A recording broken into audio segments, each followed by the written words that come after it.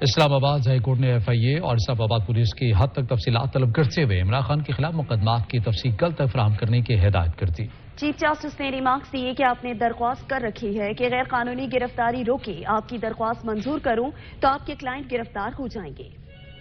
Chief justice عامر فاروق نے chairman P T I Imran Khan کے خلاف درج مقدمات کی تفصیلات فراہمی کی درخواست پر سماعت کی۔ دوران سماعت وکلا کی جانب سے عدالت پہنچنے میں دشواری کی شکایت کی، جس پر چیف جسٹس نے کہا کہ میں خود زیگ زیگ سے آیا ہوں، آپ کے پارٹی لیڈر آ رہے ہیں، انہی کے لیے سیکیورٹی لگائی ہوئی ہے۔ وکیل فیصل فرید نے وفاقی وزیر داخلہ رانا ثناء اللہ کے گزشتہ روز کے بیان کی کاپی عدالت کے سامنے پیش کی اور کہا کہ صورتحال یہ ہے، یہاں پر ضمانت کرا کے نکلتے ہیں تو فیک ایف آئی آر میں اٹھا لیا جاتا ہے۔ دوران سماعت اسٹیٹ کونسل اور وفاق کی جانب سے معلومات فراہمی کے لیے مہلت کی استدعا کر دی گئی۔ عدالت نے کیس کی مزید سماعت کل تک ملتوی کرتے ہوئے حکم دیا کہ عمران خان کے خلاف کتنے کیسز اسلام آباد میں زیر التوا ہیں، کل تک آگاہ کریں۔ چیف جسٹس نے فیصل فرید ایڈوکیٹ کی درخواست منظور کرنے کی استدعا پر ریمارکس دیے کہ آپ نے درخواست کر رکھی ہے کہ غیر قانونی گرفتاری روکیں، آپ کی درخواست منظور کروں تو آپ کے کلائنٹ گرفتار ہو جائیں گے۔ کیا میں کہہ دوں کہ غیر قانونی نہیں تو قانونی گرفتاری کرنے؟ اپنے کلائنٹ کے ساتھ یہ نہ کریں، میں صرف اس عدالت کے دائرہ اختیار تک احکامات دے سکتا ہوں۔ وکیل نے عدالت میں موقف اختیار کیا کہ ماضی میں اسی عدالت نے نواز شریف کی صحت کی ضمانت مانگی، میں کسی ایسی چیز میں نہیں جانا چاہتا، بائی بک ہی چلتا ہوں۔